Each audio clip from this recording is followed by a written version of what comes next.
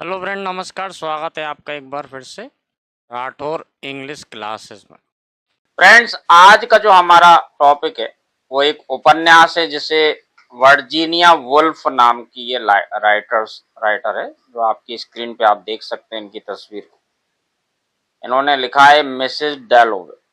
ये 20th century का one of the most famous novels में से एक है और बहुत ही शानदार नॉवेल है। जब आप इसको पढ़ेंगे तो आपको बहुत ही मजा आएगा। फ्रेंड्स, ये जो उपन्यास है मिसेस डैलोवे है ना, ये साइकोलॉजिकल उपन्यास कहा जाता है। इसमें साइकोलॉजिकल जो अवस्था होती है एक व्यक्ति की, उसकी सोच होती है, उसका बहुत ही बखूबी वर्णन किया है। तो आइए शुरुआत करते हैं आज के हमारे इस उपन्यास की, इस टॉपिक की, जिसका नाम है Mrs Dalloway by Virginia Woolf. सबसे पहले थोड़ा सा इस उपन्यास के बारे में जानकारी लेते हैं फ्रेंड, जो इम्पोर्टेंट रहती है हमारे एग्जाम्स के नजरिए से भी। वर्जीनिया वुल्फ ने इस मिसेस डैलोवे ये उपन्यास जो है 1922 में लिखना शुरू किया था और 1924 में से कंप्लीट किया। इस उपन्यास को ये वुल्फ फैमिली जो है, वर्जीनिया वुल्फ जो है, इनके और इनके हस्बैंड ने मिलकर के एक पब्लिशिंग कंपनी बनाई थी। उसी के द्वारा इसको प्रकाशित किया गया 1925 में। मिसेस डैलोवे फ्रेंड, इसका शुरुआत में टाइटल द आवर्स रखा गया था, जिसे बाद में चेंज करके मिसेस डैलोवे कर दिया गया। ये उपन्यास फ्रेंड प्रेरित है वर्जीनिया वुल्फ के जो स्वयं का अनुभव रहा है, जो वर्ल्ड वॉर वन के बाद के लोगों की जो मानसिक अवस्था जो बिगड़ गई थी। बहुत सारे जो जवान थे, बहुत सारे सैनिक थे और इसके अलावा जो सिविलियन थे, इनकी भी मानसिक दशा पर और आर्थिक दशा पर बहुत ज्यादा फर्क पड़ा था इस युद्ध का। तो इनका जो स्वयं का अनुभव रहा है, इसके आधार पे इनमें चीजें आपको दिखाई देंगी। इसमें एक कैरेक्टर आता है फ्रेंड, सेप्टिमस वारन स्मिथ। ये युद्ध में गए हुए एक सैनिक है जो युद्ध के बाद की जो अवस्था होती है, एक मानसिक पीड़ा से, एक हेलुसिनेशन के दौर से गुजरते हैं। इनके एक फ्रेंड की मृत्यु हो जाती है और इनकी मानसिक अवस्था बिगड़ जाती है। इनको बार बार वही फ्रेंड दिखाई देता है, उसकी बातें दिखाई देती है। तो ये मेंटल इलनेस जो है, इसकी झलक आपको बहुत शानदार तरीके से वर्जीनिया वुल्फ ने इसमें नॉवेल में दिखाया है।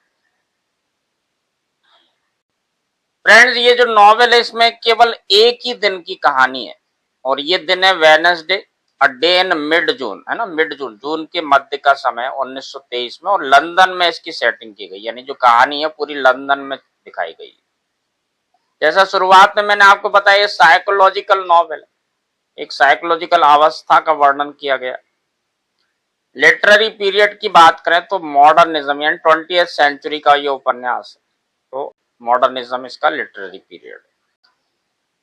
तो फ्रेंड, मिसेस डैलोवे ये जो उपन्यास है, इसको पढ़ने के पहले इसमें आए हुए कैरेक्टर्स के बारे में थोड़ी जानकारी लेते हैं। तो इस उपन्यास की जो मेन प्रोटागोनिस्ट यानी नायिका जो है वो है क्लैरिसा डैलोवे। ये काल्पनिक तस्वीर को आप अपनी स्क्रीन पर देख सकते हैं। ये लगभग 50 साल की एक महिला है जिनका नाम है क्लैरिसा डैलोवे। तो ये उपन्यास की नायिका है क्लैरिसा जो है, इनके जीवन, व्यक्तित्व और विचार प्रक्रिया का विश्लेषण पूरी पुस्तक में लेखिका और अन्य पात्रों द्वारा किया गया है। इन्हें कई दृष्टिकोणों से देखा जाता है।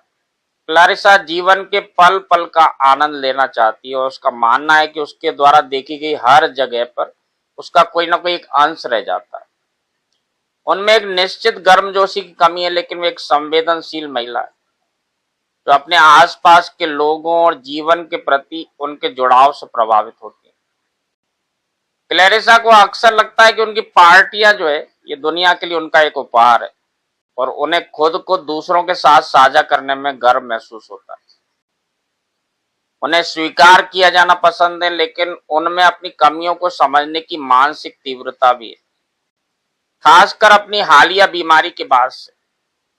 यानी कि जो मानसिक पीड़ा है वो भी एक मानसिक बीमारी से जूझ रही है।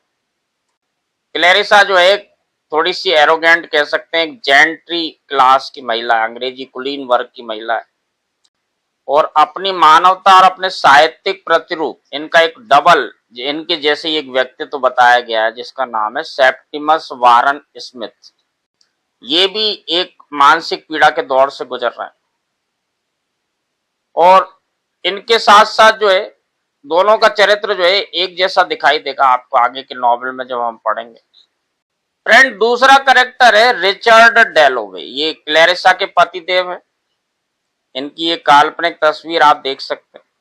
क्लैरिसा के पति रिचर्ड अपनी पत्नी से प्रेम करते हैं, लेकिन अपना स्नेह प्रदर्शित करने में असहज महसूस करते हैं। सरकार के एक सदस्य के रूप में उन्हें लगातार परिषदों, समितियों और महत्वपूर्ण बैठकों में शामिल होना पड़ता है। लेडी ब्रूटन उन्हें सलाह के लिए बुलाती हैं, लेकिन सैली सेटन का मानना है कि वे अपनी पूरी क्षमता तक नहीं पहुंच पाए। सैली और पीटर को लगता है कि वे शहर के बजाय देहात में किसी खेत पर रहना ज्यादा पसंद करते।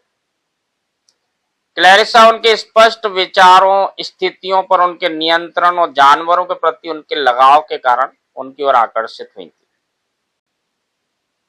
फ्रेंड, नेक्स्ट कैरेक्टर है क्लैरिसा डेलोवे की बच्ची है, एक लड़की है जिसका नाम है एलिजाबेथ डेलोवे।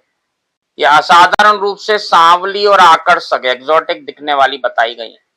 वो चाहने वालों का काफी ध्यान आकर्षित करती है, लेकिन अपनी माँ की पार्टी के बजाय अपने पिता और कुत्ते के साथ देहात में समय बिताना ज्यादा पसंद करती है। वह मिस किलमैन के करीब है, लेकिन कभी कभी उन्हें अजीब और भद्दा महसूस करती है। वो कभी कभी कल्पना करती है कि वह एक पशु चिकित्सक है ना, वेटेरिनेरियन बनेगी, ताकि वह जानवरों की देखभाल कर सके। नेक्स्ट एक और इम्पोर्टेंट कैरेक्टर है फ्रेंड, जिसका नाम है पीटर वॉल्स। इनकी काल्पनिक तस्वीर को आप स्क्रीन पर देख सकते हैं। पीटर वॉल्स फ्रेंड जो है क्लैरिसा के प्रेमी रहे एक समय पर, लेकिन इनका ब्रेकअप हो गया है ना। क्लैरिसा ने उनसे शादी करने से इनकार कर दिया। इसके बाद वो भारत चले जाते हैं, वहां पर शादी की और फिर अलग हुए और दोबारा से प्यार में पड़ गए। उपन्यास के जो वर्तमान दिन की जो घटना है, इस पूरे उपन्यास में जो वर्णन है, वो लंदन लौटते हैं और क्लैरिसा से मिलने जाते हैं। उन दोनों के बीच अब भी एक भावनात्मक तीव्रता बनी हुई है। पीटर बाद में सैली सेटन के सामने ये स्वीकार करते हैं कि क्लैरिसा ने उनसे शादी से इनकार करके एक तरह से कहें तो उनका जीवन बर्बाद कर दिया। और बॉर्नटन में बिताए गए अपने पुराने समय के बारे में बहुत सोचते रहते। क्लैरिसा की पार्टियों से हालांकि वो नफरत करते हैं, लेकिन फिर भी वो शामिल होने का फैसला करते हैं और पूरी पार्टी के दौरान सिर्फ उनसे बात करने या उनके करीब होने का वो इंतजार करते हैं। अब दो और कैरेक्टर देखते हैं फ्रेंड, जिनमें से एक का नाम है लूसी। ये क्लैरिसा की मुख्य नौकरानी है। लूसी पूरे घर की व्यवस्था संभालती और उसे इस बात पर गर्व है कि उसका घर सुंदरता और गरिमा बिखेरने की क्षमता रखता है। नेक्स्ट कैरेक्टर है मिसेज वॉकर। ये एक अन्य कर्मचारी है। मिसेज वॉकर जो है ये उम्र दराज है और कई वर्षों से पार्टियों में डिनर की व्यवस्था संभाल रही है। आइए फ्रेंड नेक्स्ट कैरेक्टर को देखते हैं। इनका नाम है सैली सेटन या लेडी रोसेटर। ये काफी इंपॉर्टेंट कैरेक्टर है क्योंकि ये क्लैरिसा की सबसे अच्छी फ्रेंड है ना, बेस्ट फ्रेंड है। अब सैली सेटन फ्रेंड क्लैरिसा की, जैसे मैंने आपको बताया कि सबसे अच्छी दोस्त है। क्लैरिसा के साथ बॉर्नटन में रहती थी क्योंकि वो क्लैरिसा की तुलना में काफी गरीब थी। सैली को अपमानजनक दावे करके और विद्रोही स्वभाव के साथ काम करके हंगामा करना पसंद था। इसी स्वभाव के कारण वो सिगार पीती थी और गलियारों में जो है कई बार बिना कपड़ों के दौड़ जाती थी। ऐसे कई पागल भरे कारनामे उसने किए थे उस समय। क्लैरिसा के रिश्तेदार बिल्कुल भी स्वीकार नहीं करते थे। वह क्लैरिसा के सच्चे लेकिन अधूरे प्रेम का प्रतिनिधित्व करती। एक उम्रदराज महिला के रूप में उसने आश्चर्यजनक रूप से एक अमीर आदमी से अब शादी कर ली और उसका अपना खुद का एक परिवार है। हालांकि उसमें अब भी वो पुराने जोशीले गुणों की झलक बाकी। नेक्स्ट कैरेक्टर है फ्रेंड ह्यू बिटब्रेड। ये एक अंग्रेज सज्जन है। अब ह्यू को लगता है कि वो लंदन टाइम्स को पत्र लिखकर विभिन्न समितियों की सहायता करके और महल की पार्टियों में शामिल होकर के छोटी छोटी चैरिटी में दान देकर अंग्रेजी समाज में एक महत्वपूर्ण योगदान दे रहा है। वो बचपन से ही क्लैरिसा के मित्र रहे। पीटर और रिचर्ड उन्हें बहुत औपचारिक और उबाऊ मानते हैं। आइए फ्रेंड नेक्स्ट कैरेक्टर को देखते हैं जिनका नाम है मिस किलमैन। अब रिचर्ड ने क्या है कि एलिजाबेथ को इतिहास पढ़ाने के लिए जिस महिला को काम पर रखा है वो लगातार क्लैरिसा के साथ मतभेदों में रहती है। वो साम्यवादी कम्युनिस्ट विचारधारा के प्रति सहानुभूति रखती है और क्लैरिसा जैसे अमीर और विशेषाधिकार प्राप्त लोगों के प्रति कड़वाहट और घृणा महसूस करती है। क्लैरिसा उस ध्यान से नफरत करती है जो वह उसकी बेटी से बटोरती है। साथ ही वह किलमैन के आत्मत्यागी और दूसरों को नीचा दिखाने वाले व्यवहार को भी पसंद नहीं करती।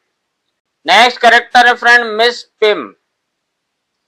बॉन्ड स्ट्रीट पर फूलों की दुकान पर काम करने वाली ये महिला गौर करती है कि क्लैरिसा कभी कभी बहुत दयालु हुआ करती थी, लेकिन स्वभाव से वह अत्यंत विनम्र और बात बात पर क्षमा मांगने वाली प्रवृत्ति है। आइए फ्रेंड अब एक और बहुत ही इंपॉर्टेंट कैरेक्टर को देखते हैं जो एक तरह से पैरेलल प्रोटागोनिस्ट है इस नॉवेल का, और इनका नाम है सेप्टिमस वारन स्मिथ। एक काल्पनिक इमेज को देख सकते हैं आप। सेप्टिमस वारन स्मिथ जो है ये क्लैरिसा का प्रतिरूप या हमशक्ल कहे जा सकते हैं। ये फर्स्ट वर्ल्ड वॉर से पहले एक सफल, बुद्धिमान और साहित्य प्रेमी व्यक्ति हुआ करते थे। युद्ध के दौरान इन्हें कई सम्मान और मित्र भी अर्जित किए, लेकिन जब उनके करीबी दोस्त इवांस की मृत्यु हुई तो उन्हें एहसास हुआ कि वो अब कुछ भी महसूस करने में असमर्थ है। अब जीवन में आगे बढ़ने की कोशिश में ये एक रेजिया नाम की लड़की से शादी कर लेते हैं। सेप्टिमस दुनिया को के साथ अपना भावनात्मक जुड़ाव वापस नहीं पा सकते। अब ये जोड़ा वापस लंदन में जाता है। सेप्टिमस अपनी अच्छी नौकरी पर लौट आए, लेकिन धीरे धीरे वो निराशा और दहशत की गहराइयों में डूबते चले जाते हैं। अब उन्हें मानसिक बीमारियां होने लगती, उन्हें कई तरह की आवाजें सुनाई देने लगती, खास तौर से उनका जो फ्रेंड रहता है जो मर चुका है इवांस। वे रंगों, प्राकृतिक सुंदरता के प्रति अत्यधिक संवेदनशील हो जाते हैं, और डॉक्टर जो है इनकी समस्या को नहीं समझ पाते और ज्यादा उस समस्या को बढ़ा देते हैं, और इस वजह से वो जो है उनकी स्थिति सुधरने की बजाय और ज्यादा बिगड़ती जाती है। एक दिन डॉक्टर होम जो है उनसे मिलने के लिए जबरदस्ती उनके घर में घुसने की कोशिश करते हैं, तो सेप्टिमस खिड़की से कूदकर अपनी जान दे देता है, यानी सुसाइड कर लेता है।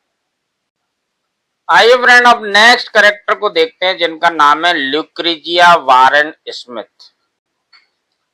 ल्यूक्रिजिया वारन स्मिथ जो है सेप्टिमस की पत्नी है।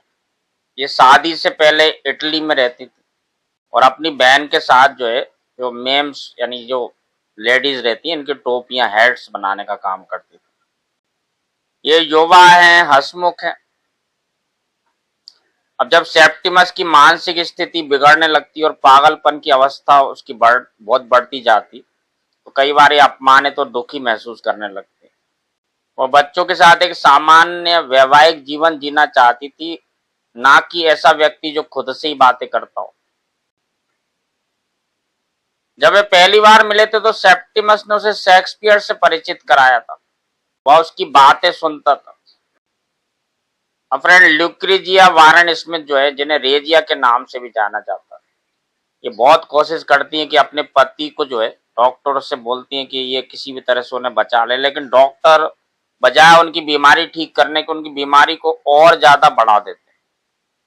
वो अपने पति को बचाने की बहुत कोशिश करती है कि वो सुसाइड करने की बार बार बातें करता है, लेकिन वो अंततः इसमें असफल हो जाती है और सेप्टिमस जो है सुसाइड कर लेता है। आइए फ्रेंड नेक्स्ट कैरेक्टर को देखते हैं जिनका नाम है मेजी जॉनसन। ये स्कॉटलैंड से आई एक महिला है जो रीजेंट पार्क में स्मिथ दंपति यानी सेप्टिमस और रेजिया को देखकर डर जाती है और सोचने लगती है कि क्या उसका लंदन आना सही था। इनके बारे में और चीजें जानेंगे जब हम इस उपन्यास को आगे पढ़ेंगे। नेक्स्ट कैरेक्टर है कैरी डेम्स्टर। ये रीजेंट पार्क में रहने वाली एक उम्र दराज और निम्न वर्ग की महिला है जो मेजी जॉनसन की शक्ल सूरत के आधार पर उसके भविष्य के जीवन की कल्पना करती है, साथ ही अपने स्वयं के जीवन का मूल्यांकन भी करती है। आइए नेक्स्ट कैरेक्टर उसको देखते हैं फ्रेंड। तो लेडी ब्रूटन, ये जनरल की बेटी है, एक उम्र दराज महिला है जो रिश्तों या समाज की तुलना में ब्रिटिश साम्राज्य की ज्यादा चिंता करती है। उसने रिचर्ड को दोपहर के भोजन पर आमंत्रित किया, लेकिन क्लैरिसा को नहीं किया। अब इससे क्या होता है कि क्लैरिसा अपने स्वयं के अस्तित्व और उद्देश्य पर ही सवाल उठाने लगती है। उसकी और क्लैरिसा के बीच शायद ही कुछ समानता है। नेक्स्ट कैरेक्टर देखते हैं फ्रेंड, डॉक्टर होम्स। ये एक दबंग डॉक्टर है। सेप्टिमस के मानसिक तनाव को नकारने लगते हैं और उनके प्रति उदासीनता दिखाते हैं। सेप्टिमस इस डॉक्टर में मानव जाति की दमनकारी प्रवृत्तियों को देखता है और अंततः जो है होम्स के आगमन के डर से ही जो है ये सुसाइड कर लेता है। आइए फ्रेंड नेक्स्ट कैरेक्टर को देखते हैं, सर विलियम ब्रैडशॉ। ये एक प्रतिष्ठित मनोवैज्ञानिक है जो डॉक्टर होम्स के बाद सेप्टिमस का इलाज करते हैं। ब्रैडशॉ सेप्टिमस को देहात में आराम करने की सलाह देते हैं ताकि उसे ब्रैडशॉ के संतुलन के सख्त आदर्श के अनुरूप ढाला जा सके। ये बात पहचान लेते हैं कि सेप्टिमस युद्ध के बाद की मानसिक पीड़ा से गंभीर रूप से जूझ रहा है। सेप्टिमस हालांकि उनसे नफरत करता है क्योंकि वे होम्स के साथ मिलकर क्रूर मानवता का प्रतिनिधित्व करते हैं। रेजिया उनसे घृणा करती है क्योंकि वे पति पत्नी को अलग करने की कोशिश भी करते हैं, और क्लैरिसा उन्हें इसलिए नापसंद करती है क्योंकि वे अपने मरीजों का जीवन जो है असहनीय बना देते हैं। इस तरह की सलाह देते हैं उनको। आइए फ्रेंड नेक्स्ट और लास्ट कैरेक्टर देखते हैं, एक ओल्ड वुमेन, एक वृद्ध महिला का वर्णन भी यहाँ पे किया गया है। क्लैरिसा के पड़ोस वाले घर में रहने वाली ये महिला उसके लिए एक रहस्य की तरह, क्योंकि क्लैरिसा अक्सर अपने जीवन में दूसरों से जुड़ी हुई प्रतीत होती, फिर भी वह अपनी इस बुजुर्ग महिला जो है इनकी प्राइवेसी की सराहना करती। अब सेप्टिमस की आत्महत्या की खबर सुनने के बाद जब क्लैरिसा खिड़की से बाहर देखती है तो वो इसी महिला को देख रही होती।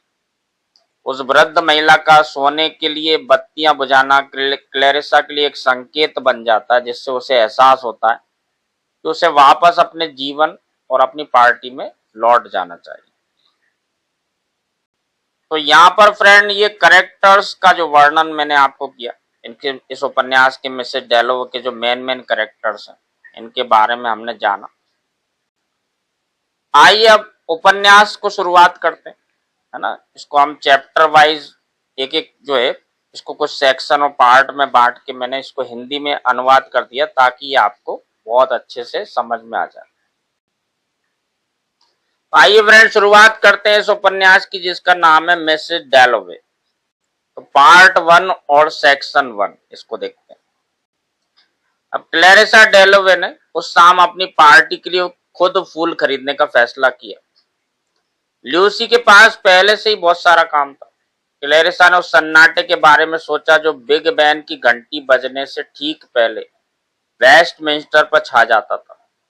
जैसे हिंदी में हम घंटा घर बोलते हैं फ्रेंड, एक बड़ा सा एक घंटा घर होता है हमारे यहाँ। कई चौराहों पर एक बड़ी सी जो है एक घड़ी लगी रहती है और उसमें घंटी बजती है, इसे बिग बैन कहा गया। अब जून का महीना था और फर्स्ट वर्ल्ड वॉर समाप्त हो चुका था। उसे जीवन से प्यार था। यू बिटब्रेड उसकी ओर चलकर आया और आश्वासन दिया कि वह पार्टी में जरूर आएगा। क्लैरिसा को शादी से पहले के अपना जो प्रेमी था पीटर की याद आई और वो अपनी यादों को उमड़ने से रोक नहीं पा रही थी, और वो जानती थी कि पीटर से शादी ना करने का उसका जो फैसला था वो सही था। पीटर उसे वो आजादी कभी नहीं देता, फिर भी उसका इनकार उसे परेशान करता था।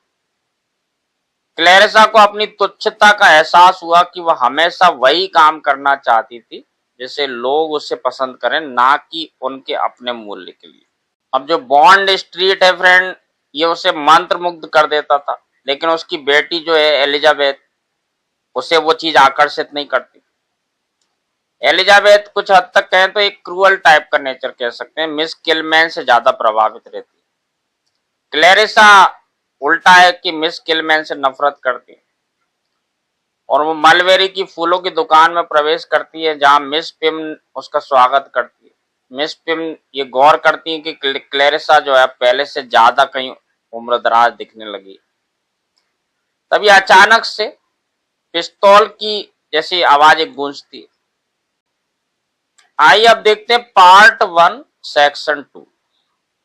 और अब वो तेज आवाज जो है एक मोटर गाड़ी से आती है जिसमें संभवतः कोई बहुत महत्वपूर्ण व्यक्ति सवार था। अब सड़क पर आवाजाही थम जाती है और सेप्टिमस वॉरेन स्मिथ वहां से निकल नहीं पा रहा है। सेप्टिमस को किसी अनहोनी का आभास हो रहा है। उसकी पत्नी जो है रेजिया उसे जल्दी चलने को कह रही है। वो जानती है कि दूसरे लोग उसकी विचित्रता पर गौर कर रहे हैं। अब गाड़ी को देर हो रही है। क्लेरिसा को वहां एक जादुई एहसास होता है। बकिंघम के गेट पर बहुत सारी भीड़ जमा हो गई है। एक हवाई जहाज आसमान में उड़ रहा है और धुएं से कुछ अक्षर बना रहा है। जहाज की उस लकीर को देखने वालों को कौतूहल में डाल दिया। एक हवाई जहाज आसमान में उड़ रहा है और वो अपने धुएं से कुछ अक्षर बनाने की कोशिश कर रहा है और भीड़ इकट्ठा हो जाती है उसे देखने के लिए कि ये क्या हो रहा है, ये क्या लिखा जा रहा है। अब रीजेंट पार्क में फ्रेंड सेप्टिमस को ऐसा लगता है कि वे अक्षर जो हवाई जहाज बना रहा है वो उसे कोई संकेत दे रहा है। हालांकि रेजिया को इस बात से बहुत नफरत है कि जब वो शून्यता में ताकता रहता है, वो अपना मन बहलाने के लिए फव्वारे की ओर चली जाती है और बहुत अकेलापन महसूस करने लगती है। अब डॉक्टरों का ये कहना है कि उसे कोई बीमारी नहीं। जब रेजिया वापस लौटती है तो वो उछल कर खड़ा हो जाता है। अब एडिनबर्ग की एक लड़की मेजी जॉनसन इस जोड़े से सबवे का रास्ता पूछती है और सेप्टिमस की आंखों के भाव देखकर मेजी जो है वो डर जाती है। मिसेज कैरी डेम्स्टर ने मेजी को देखा और अपने पुराने दिनों को याद किया।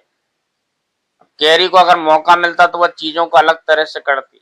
कई अन्य अंग्रेज ऊपर से उड़ते हुए हवाई जहाज का संदेश लिखने का सिलसिला तो ये चलता रहता है और लोग बाग कौतूहलवश उसको देखते रहते हैं कि ये जहाज जो है ये क्या लिख रहा है या क्या घटना होने वाली है।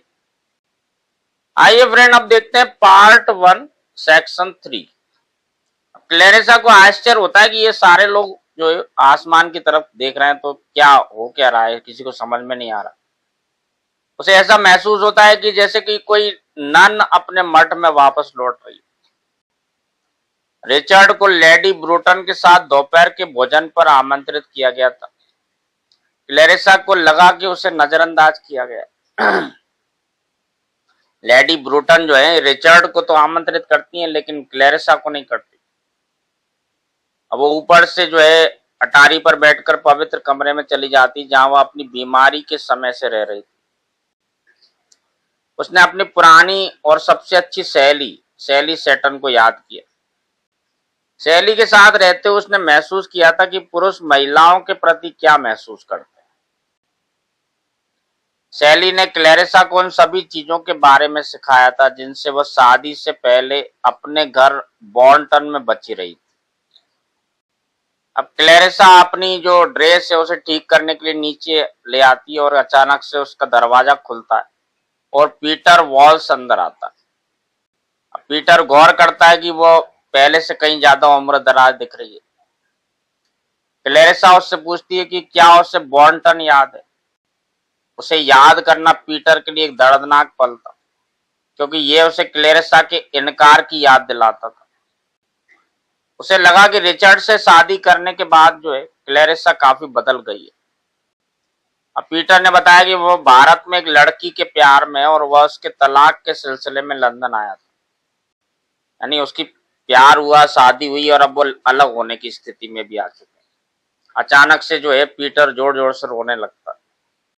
अब क्लेरिसा उसे सांत्वना देने लगती। उसे लगता है कि काश कि पीटर उसे अपने साथ ले जाए, लेकिन अगले ही पल उसकी भावनाएं जो है वो शांत हो जाती है और वो पूछती है कि क्या वो रिचर्ड के साथ खुश है। यानी पीटर उससे पूछता है कि क्या वो रिचर्ड के साथ खुश है। अब इसी बीच ये लोग बात कर ही रहे होते हैं कि इनकी यानी क्लेरिसा की जो पुत्री है एलिजाबेथ ये अंदर आ जाती है। तो पीटर उसका अभिवादन करता और वहां से वो अलविदा कह करके तेजी से बाहर निकल जाता है। आइए फ्रेंड नेक्स्ट देखते हैं पार्ट 1 और सेक्शन 4। अब पीटर जो है इसको क्लेरिसा की पार्टी जो है कभी भी पसंद नहीं आई थी। हालांकि वो उसके लिए उसको दोष नहीं देता, लेकिन अब वो और ज्यादा सख्त हो गई है। उसे लगा कि जिस तरह से एलिजाबेथ का परिचय कराया गया वो बनावटी था। क्लेरिसा के मिलने के दौरान वो बहुत ज्यादा भावुक हो गया था। पीटर सेंट मार्गरेट की घंटियों को एक मेजबान के रूप में क्लेरिसा से जोड़कर देखता। उसे डेलोवे और वेटब्रेड जैसे लोग जो है वो कभी पसंद नहीं आए। पीटर के पास से वर्दी पहने हुए लड़के मार्च करते हुए गुजरे। वह कुछ देर तक उनके पीछे पीछे चलता रहा। वर्षों बाद उसने खुद को इतना युवा महसूस किया। अब एक लड़की जो है पास से गुजर के जाती, जिसको देख करके पीटर जो है मंत्रमुग्ध हो जाता और उसके पीछे पीछे चलने लगता है और तब तक चलता रहता है जब तक कि वो नजरों से ओझल नहीं हो जाता। वह अपनी अपॉइंटमेंट के लिए थोड़ा जल्दी पहुंच गया था। रीजेंट पार्क में जाके बैठ जाता है और लंदन की सभ्यता पर गर्व महसूस करने लगता है। क्लेरिसा से मिलने के कारण उसके अतीत के विचार जो है उसे घेर लेते हैं। वो पुरानी यादों में खो जाता है। वो एक नर्स और कुछ बच्चे जो सो रहे होते हैं उनके पास में बैठ जाता है। पीटर सोचता है कि एलिजाबेथ की शायद अपनी माँ के साथ नहीं बनती, इसलिए उनका व्यवहार थोड़ा सा अजीब महसूस होता है उसे। अब वो सिगार पीने लगता है और पीते पीते जो है गहरी नींद में सो जाता है। आइए फ्रेंड नेक्स्ट देखते हैं पार्ट 1 और सेक्शन 5। अब पीटर एक सपना देखता है कि पीटर के बगल में जो बैठी नर्स एक प्रेत की तरह किसी एकाकी यात्री के समान प्रतीत हो रही है। अचानक से पीटर की नींद खुल जाती है। वो चिल्लाने लगता है, आत्मा की मृत्यु। और उसने जो उस समय सपना देखा था जब वो क्लेरिसा से प्यार करता था, एक दिन उनका झगड़ा हो गया था। वो क्लेरिसा अकेली बाहर चली गई थी। जैसे जैसे दिन बीतता गया पीटर की उदासी बढ़ती चली जाती है। अब जब वो रात के खाने के लिए पहुंचता है तो क्लेरिसा एक युवक रहता है रिचर्ड डेलोवे, इनसे बात कर रही थी। वो पीटर ये समझ जाता है कि अब रिचर्ड ही क्लेरिसा से शादी करेगा। ये जो पुरानी यादें रहती है इनमें पीटर जो है अभी तक उससे बाहर नहीं निकल पाया। अब रात के खाने के बाद क्लेरिसा ने पीटर का परिचय रिचर्ड से कराने की कोशिश की, लेकिन पीटर ने अपमानजनक लहजे में जवाब दिया कि क्लेरिसा एक परफेक्ट होस्टेस, एक आदर्श मेजबान थी। और बाद में जो युवा लोग रहते हैं ये नौका विहार यानी बोटिंग पर जाने लगते हैं। क्लेरिसा पीटर को ढूंढने के लिए दौड़ती है, लेकिन पीटर जो है अचानक से खुश हो जाता है और पीटर को फिर महसूस होने लगता है कि डेलोवे और क्लेरिसा ये एक दूसरे के प्यार में पड़ रहे हैं। अब ये पुरानी घटनाओं को वो याद कर रहा है। उस रात के बाद जो है पीटर क्लेरिसा से जो है कई तरह की मांगे करने लगता है और उसका ये अजीब सा व्यवहार वो सहन नहीं कर पाती और आखिरकार वो अपना ब्रेकअप कर लेती है।